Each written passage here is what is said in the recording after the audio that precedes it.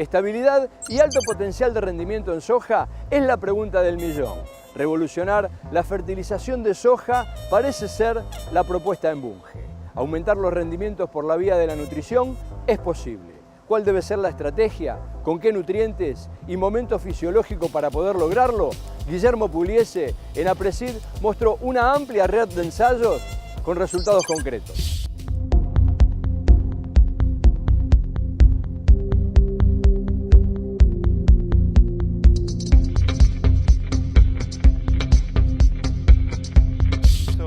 Acá en APRESID fue mostrar una red de ensayos amplia en toda la pampa húmeda, basada en distintos antecedentes que fuimos generando en el tiempo, o algunos que generó otra gente.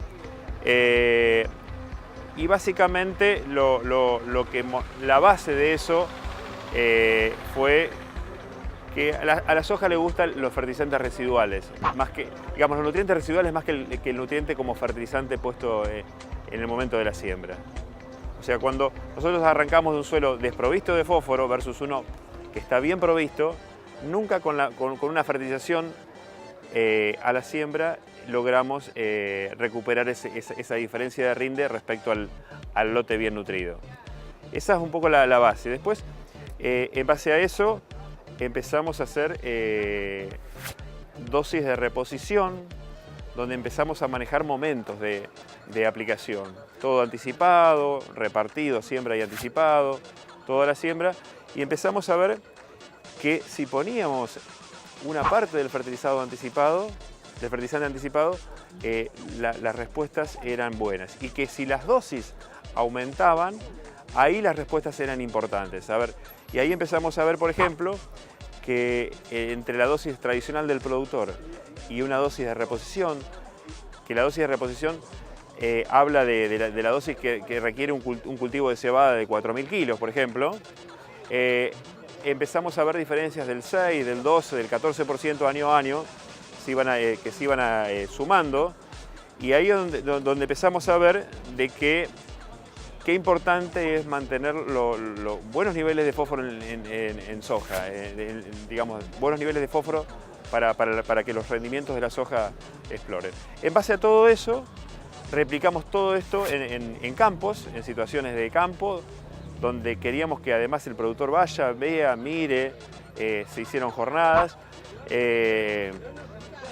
y mostramos que un planteo de Bunge donde incluíamos una dosis de reposición de fósforo con una dosis de azufre y con una dosis de boro, eso difirió respecto a una dosis tradicional del productor en un 14% más de respuesta, que eso representaron 460 kilos de soja, que es bastante, digamos, es mucha plata.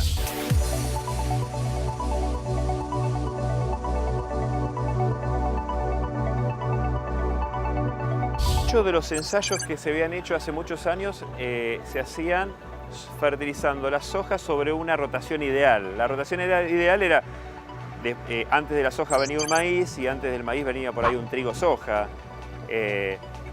Entonces, cuando encarar un planteo de fertilización para una rotación ideal es distinto que encarar un planteo de fertilización para cuando se repite mucho la soja. Y ahí es donde empezó el problema, o sea, la soja, cuando tenemos un planteo de una rotación ideal, donde entran gramíneas y varias gramíneas, ahí la soja no responde tanto a la nutrición como cuando empezamos a hacer soja, que ahí sí, digamos, la respuesta es otra, es más alta, y por ahí nos tenemos que adelantar en las aplicaciones, no pensar en la fertilización en el momento de la siembra, sino o hacerla todo temprana o repartirla, hacer una parte importante temprano, hablo del otoño o el invierno, y después ponerle un arrancador en el momento de la siembra. Por ejemplo, hay una red del CREA Sur de Santa Fe en la cual hacían planteos balanceados en base a una rotación ideal, digamos. Se empezaron a ver ya en el 2001 que al principio la soja respondía a 100 kilos, después respondía a 300 kilos, ya al sexto año respondía, o al séptimo respondía a 400, 500, y después iba a 600, 700. O sea, lo que estaba pasando es que, claro, que el que no tenía fertilizante había bajado el nivel de fósforo y el otro se había mantenido o subido en algún caso. Entonces, ahí es donde empezamos a ver de que a la soja le gusta lo residual, le gusta que se hagan bien las cosas antes. Los ensayos que se hicieron con INTA y Fertilizar, en el promedio de las 3 campañas, de todos los sitios, dio 650 kilos a la fertilización de reposición versus 189 a la dosis del productor. O sea, estamos hablando que 189 creo que representa un 6% contra un 22, 23% de respuesta que fueron esos 650 kilos, ¿sí? O sea, ahí tenemos 650 kilos de soja, que eso es un dato real de esta cadena, digamos, de estos 3 años de ensayo. El desafío Bunge, que fueron los ensayos a campo, dieron 460 kilos, que fue un 14% más de lo que hizo el productor. La propuesta de Bunge fueron alrededor de $55 y eso representó más o menos un retorno a la inversión de alrededor del 75%. O sea, un 75% de renta digamos, a la nutrición fosfatada, sufrada y borada, que digamos, con los 3 productos nuestros. En muchos casos un arrendamiento está en 300, $400 y sacar 50 es por ahí el 10, el 15% de lo que te sale el valor de la tierra nada más. Con una tecnología que además mantiene o hasta puede mejorar los niveles de fósforo en el suelo. Versus la otra que seguimos para abajo con los niveles de fósforo.